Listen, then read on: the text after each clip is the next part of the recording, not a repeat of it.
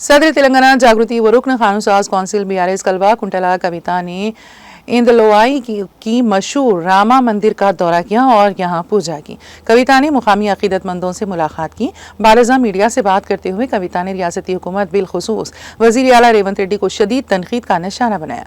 उन्होंने विमलवाड़ा में रोजाना एक बैल की हलाकत पर शदीद तशवीश जाहिर की और कहा कि कांग्रेस हुकूमत इस मसले पर महज खामोश तमाशाई बनी हुई है।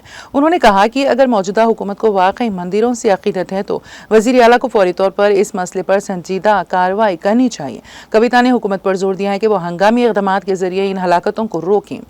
उन्होंने इंदलोवाई रामा मंदिर की तरक्की के लिए मजीद फंड्स के हुसूल का वादा किया और याद दिलाया कि BRS भारत राष्ट्र समिति के दौरे हुकूमत में रियासत भर के छोटे और बड़े मंदिरों की हमाजह तरक्की को यकीनी बनाया गया था। उन्होंने साबिक़ वज़ीर आला KCR की काविशों की सताइश की और कहा कि तकरीबन 2000 करोड़ रुपए मंदिरों की तरक्की पर खर्च किए गए थे, जो मुल्क भर में एक मिसाल है।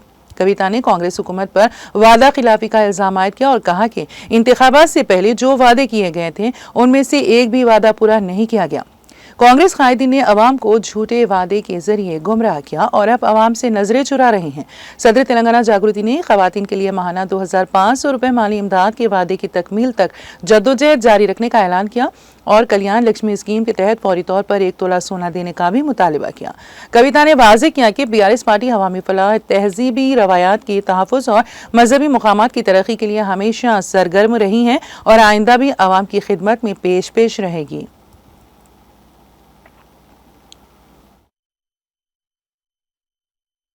ఆలయాలున్నా పెద్ద ఆలయాలున్నా అక్కడ డబ్బులు ఇచ్చుకొని అభివృద్ధి చేసుకోవడం జరిగింది. అనేకమైనటువంటి డబ్బులు నిధులు 2000 కోట్ల పైచిలకు నిధులు KCR గారు అన్ని గ్రామాల్లో ఉన్న పురాతన ఆలయాలను మంచి చేసుకోవడానికి ఇవ్వడం జరిగింది. ఇప్పుడు కాంగ్రెస్ పార్టీ హయాంలో మన తెలంగాణలోనే దక్షిణ కాశీగా చెప్పేటటువంటి వేములవాడ ఆలయంలో రోజొక రాజన్న కూడా చచ్చిపోతుంటే కూడా పట్టించుకోనటువంటి ప్రభుత్వం ఇవాళ నడుస్తున్నది.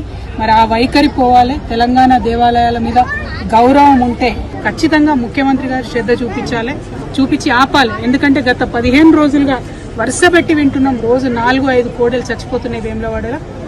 ఇది మనకు మంచిది కాదు, రాష్ట్రానికి మంచిది కాదు. తప్పకుండా ఈ విషయంలో ప్రభుత్వం శ్రద్ధ పెట్టాలని ఈ సందర్భంగా డిమాండ్ చేస్తూ, మరి తెలంగాణలో అనేకమైనటువంటి ఆధ్యాత్మిక క్షేత్రాలు ఉన్నాయి. వాటన్నిటి అభివృద్ధికి కూడా BRS పార్టీ కట్టుబడి ఉన్నది. ఇదివరకు కూడా నిధులు ఇచ్చినాం, మళ్ళా వచ్చేది మన ప్రభుత్వమే, మళ్ళా కూడా నిధులు ఇస్తామని సందర్భంగా తెలియజేస్తా ఉన్నాం. Thank you. జై తెలంగాణ.